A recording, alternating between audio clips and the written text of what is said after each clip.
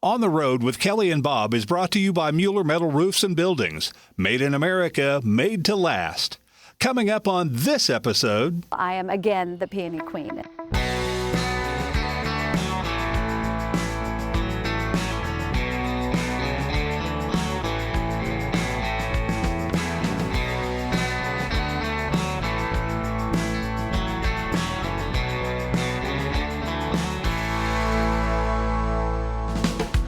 Hi, we're Kelly and Bob Phillips, and we're on the perpetual road trip of America's back roads, where the journey is always the destination.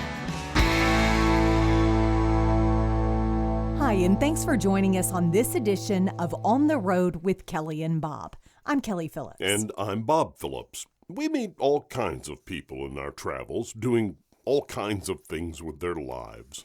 We notice that some folks earn their crowns on a stage, while others earn them in the dirt, with sun on their back, soil on their hands, and a whole lot of love for what grows. We met the Peony Queen on her farm in, appropriately enough, the Garden State. So Peonies Envy, that's my house. And I now own both pieces of property.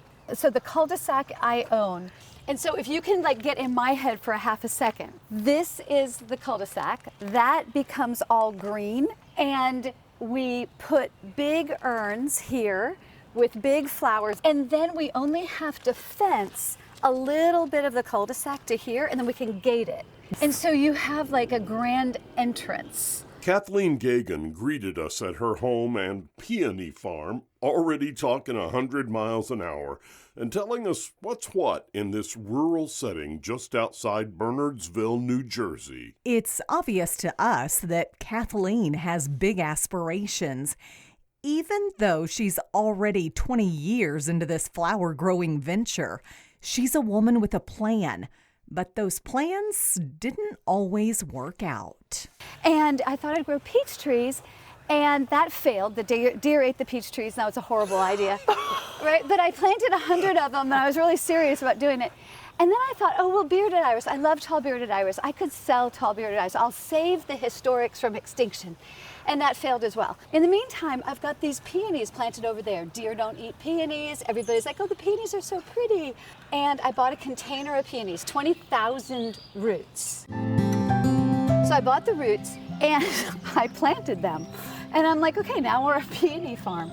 And so the first year they bloomed beautifully, and I'm like, okay, so here we are in business, right? And I took this bucket of horrible cut flower peonies. They were gorgeous. They were full blown and 6 inches across and fragrant and fabulous. And I'm carting them down in my 5-gallon paint bucket to the florist. And I'm like, hey, I'm a local grower. I'm a farmer. I'm local. I'm your next door neighbor. How would you like local flowers? And she's like, oh, they're horrible. Do you see here? They got all these problems. They did. She was right. So I said, well, if I learned how to do this, what would you pay for a peony stem if it were good enough for your floral shop? And she said 75 cents. Inside, I was like, I don't think I would sell this to you for 75 cents. Well, there goes that. To be clear, this is not Kathleen's first venture into business, or life for that matter. Hers has been a storied one that plenty of people would envy. Let's go back to the beginning. So I was born in Wisconsin. My parents went to Milwaukee High. They were smart. They got scholarships to University of Wisconsin. And I was a whoops baby when they were in undergraduate school. I wasn't the first baby, but I was a whoops baby. I went to first grade in Ithaca, New York during graduate school. And I started second grade in Florida when they started teaching. Oh my goodness. Both were teachers. Yes. And so Wisconsin to New York to Florida. My grandmother was a wonderful gardener, my mother's mother, and she had rows of peonies down her driveway. All those memories are with my grandma in her garden. Did you ever do anything else for a living? Yeah, so I'm a linguist, and I lived internationally for years and years and years. First in South America. I worked for Shell Oil as it was becoming Maraven oil.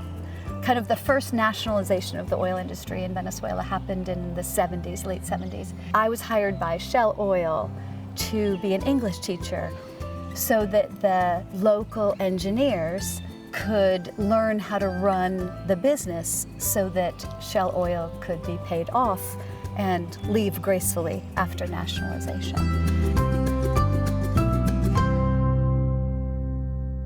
And so I got more degrees in linguistics and then sort of did that same thing in Asia for a long time, like 84 through 93. And then we went back I met my husband in Taiwan and had kids in Taiwan. And then we came home and then we went back out. And when we went back out, we went out with his career. And so I feel like this is bonus, right? Like I had a big career and all my ego went into that career. I'm very happy. And then I got to do this and it hasn't failed yet. Okay, before we go any further, it occurs to us that we need to get something straight. The way you say the name of this flower. We've noticed the pronunciation is not universal in all parts of the nation. So there's peony, which I say because my grandmother said it. So the correct but wait a minute, answer. we're from Texas, though. So what are you saying? I bet you it's a peony. I think so, right? So if you're from the north and you're from the south, you come up to me to act as your referee. Okay. And my first answer is piney. Because in Ohio, in North Carolina, they say piney. My second answer, it's what your grandmother said. I say peony. But the argument is tomato, tomato, peony, peony. It's all the same flower. These days, Kathleen's peonies are prolific and profitable, and she is often referred to as the Peony Queen. She is recognized as a national gardening expert, and her New Jersey property is home to one of the largest peony collections in North America. But in sticking with that experience at the local flower store when she was first getting started, Kathleen's crop is not primarily made up of the beautiful blooming peony flowers.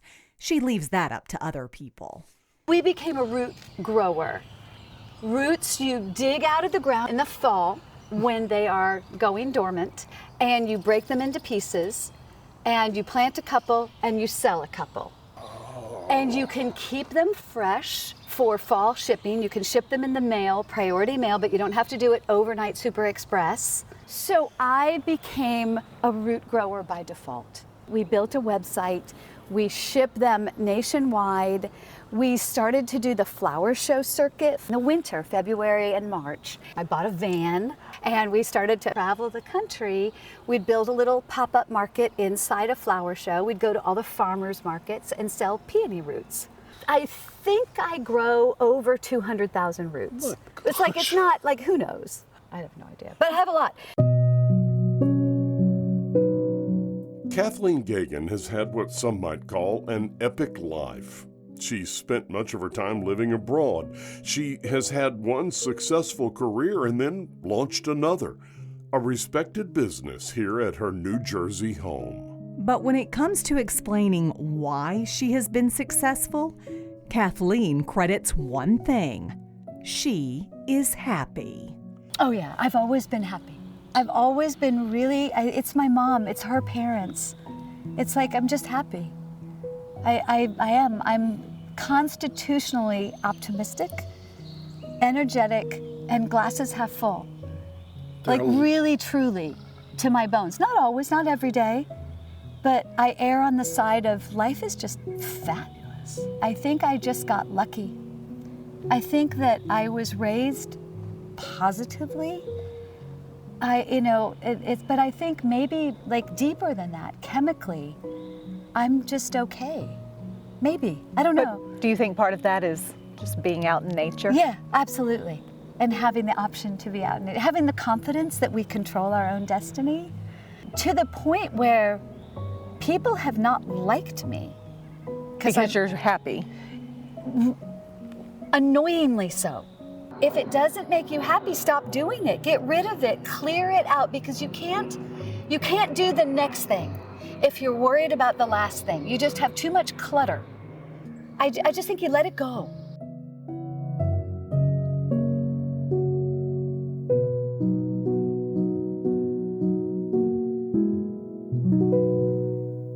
And Kelly, I have to say, I love that. That whole happiness thing. She says she is annoyingly happy. And, well, we've all met people like that. But when you back away from it, you realize the problem is usually not with them. Well, it's with you. Bingo. We asked Kathleen to show us around the Peony Farm and tell us more about her life. This garden opens the last Friday in April, and it stays open to the second Sunday in June. And people come from New Zealand, people come from Australia, people come from England, people come from down the street.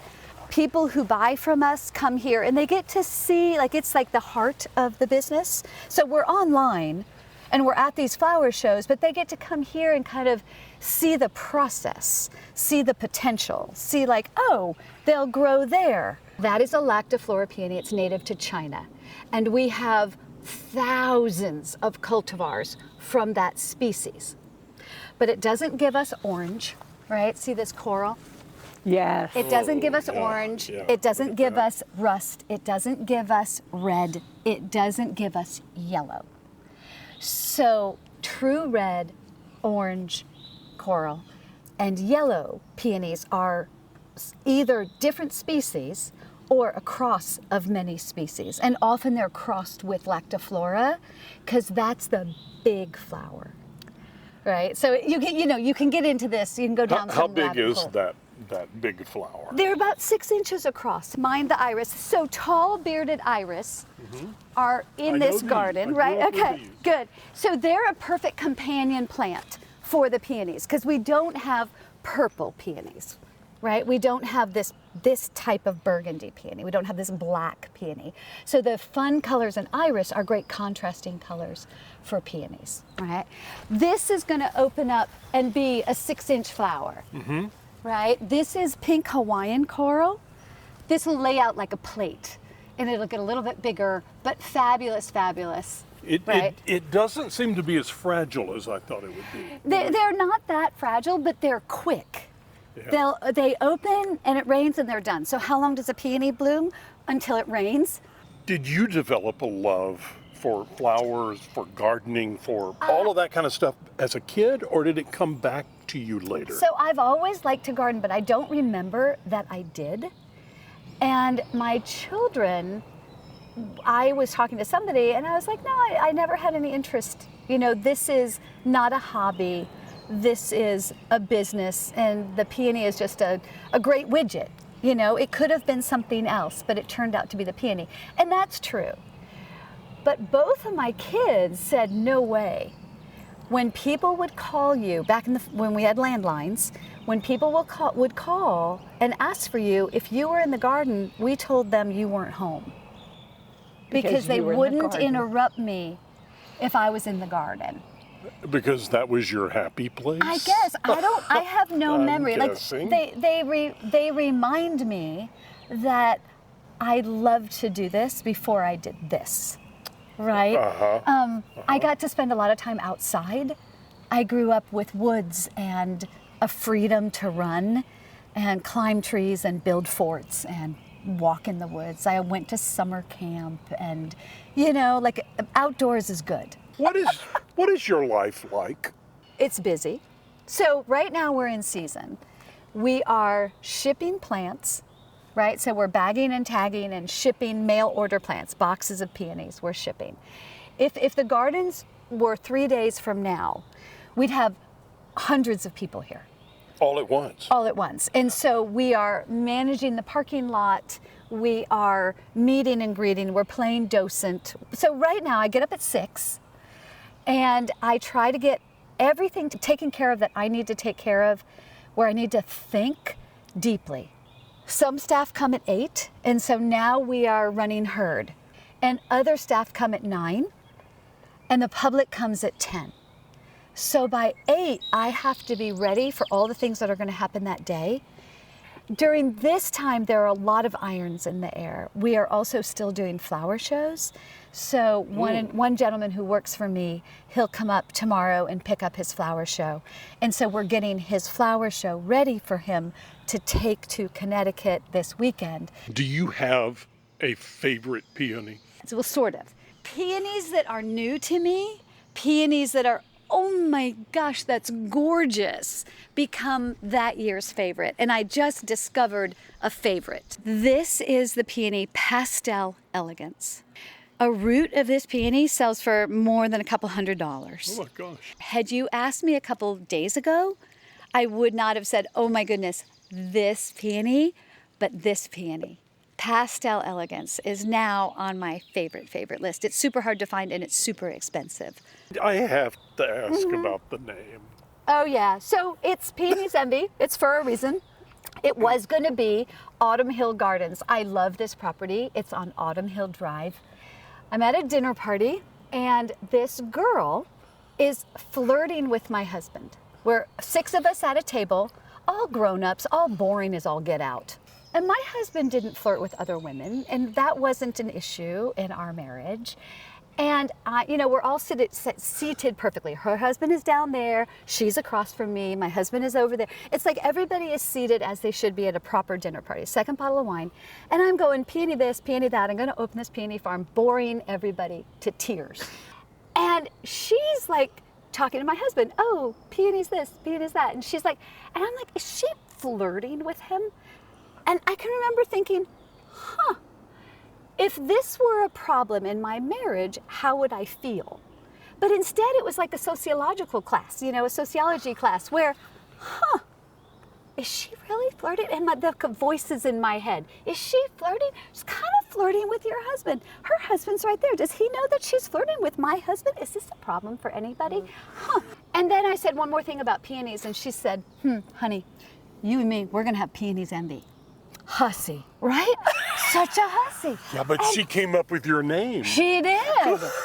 Don't you love it? And I don't remember anything after she said, you and me, we're gonna have Peony's Envy. I'm like, oh, there's the name. There's the name. And so I came home, I looked on the internet, it wasn't trademarked, and no one had the domain. Done. Done. What'd your kids think of the name? So my son, he's like, did you have to name it that? Like, really, Mom? And I'm like, well, you know what it is, don't you? Come on, like you're in high school. Like, do we need to have a conversation? He's like, oh God, no, please, no. It's like, okay, and he's like, but Mom, like everybody knows your company. Like, it's popular. Everybody knows it. Like, that's did you have to? What you want. But I got on the Martha Stewart show because of the name. What did she think about the name? Did she happen to tell you? She loved him. She had me on her show because she's a of card the name. herself. She's great. Yeah. I mean, she loves peonies and she's into them, and it's all the whole thing. But it was because of the name. But she introduced me as the owner of Envy on TV. Martha. That's the Martha can get away with it. It's the only part of the show that wasn't practiced, that wasn't rehearsed. Everything else I had to write out and send pictures, and she had to review it, and it was all very vetted. But the introduction, when she introduces her guests of the day, and it was the Ides of March, and she had just gotten out of prison, and none of that was rehearsed. And when she introduced me as, and I had to react to it with Martha. Never been on TV, never met Martha Stewart. And I don't think I'd ever said it out loud before. Now it's just a brand. Like, people used to snicker, and I'd be new at a show, and they're like, oh, look at that name. You could tell that we were new there. And now it's a brand. But I feel like I've had a little big life. Like, in my life, it's been ginormous. And I've traveled, I've learned other languages, I love other cultures, I love the world we live in. I don't need to be elsewhere. I'm very happy to be right here doing this thing right now. And I love that. You found your purpose. Yeah. So if you could give advice to anyone who wanted to start their own business, whether it's this or anything else. So I had this experience about cut flowers, and I'm like, I'm not going to do that. And I didn't second guess myself. I make mistakes all the time, big mistakes every day, huge. But I also have successes every day. And the mistakes, I don't chase. I let it go. You're going to fail. You're going to fail all the time. And when you fail, who cares? Who knows? Who's keeping track? You say sorry if you offended someone, you mean it sincerely, and you don't make that mistake again. Do you learn from failure? Oh, yeah. Well, I learned that it didn't work for me. Not to do it again.